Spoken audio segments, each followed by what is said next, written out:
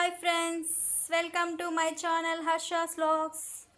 ఈరోజు మీకు చిరుధాన్యాలతో గంజి చేసి చూపిస్తాను. ఇవి చిరుధాన్యాలు, అరకలు, సామలు, కొర్రలు, దీంట్లోకి ఇంకా జొన్నలు, సద్దలు అన్నీ వేసి ఇట్లా పొడి చేసి పెట్టినాము. ఈ పొడితో ఇప్పుడు మీకు గంజి చేసి చూపిపోతున్నాను. చూడండి, ఈ గ్లాస్తో 2 గ్లాస్ వాటర్ తీసుకుంటాను.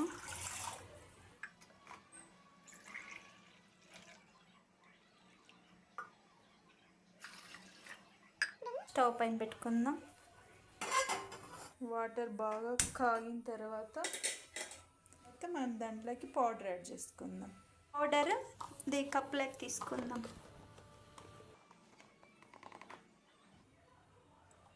1.5 స్పూన్ పౌడర్ తీసుకొని గంజి చేసుకుంటాము.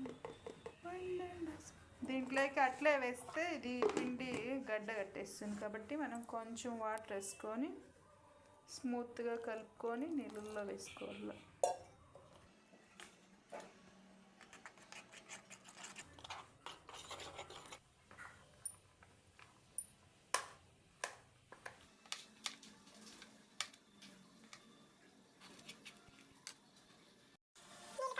మనము దీంట్లోకి పిండి యాడ్ చేసుకుందాం.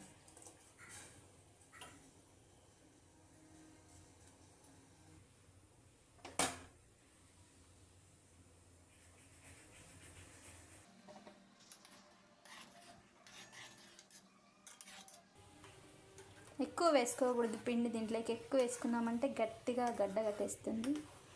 పిండి తక్కువ వేసుకొని వాటర్ ఎక్కువ వేసుకొని ఇట్లా చేసుకోవాలి గంజి.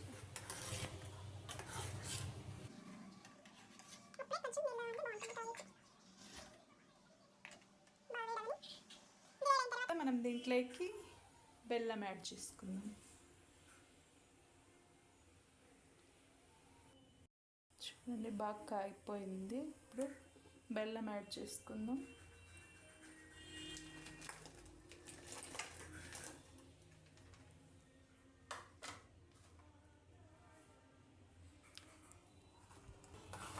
మనకి ఎంత స్వీట్నెస్ కావాలంటే అంత బెల్లం యాడ్ చేసుకోవచ్చు. ఇక్కడ 2 కప్స్కి నేను ఒక పిడికెడు కంటే కొంచెం ఎక్కువ వేసి, స్వీట్గా ఉండాలి కదా.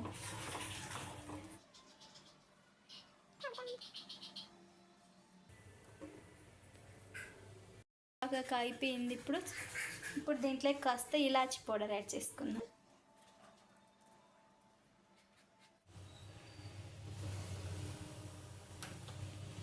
ఇప్పుడు గ్లాస్లోకి తీసి సర్వ్ చేసుకుంటే మన చిరుధాన్యాల గంజి రెడీ. ఇప్పుడు గ్లాస్లోకి సర్వ్ చేసుకొని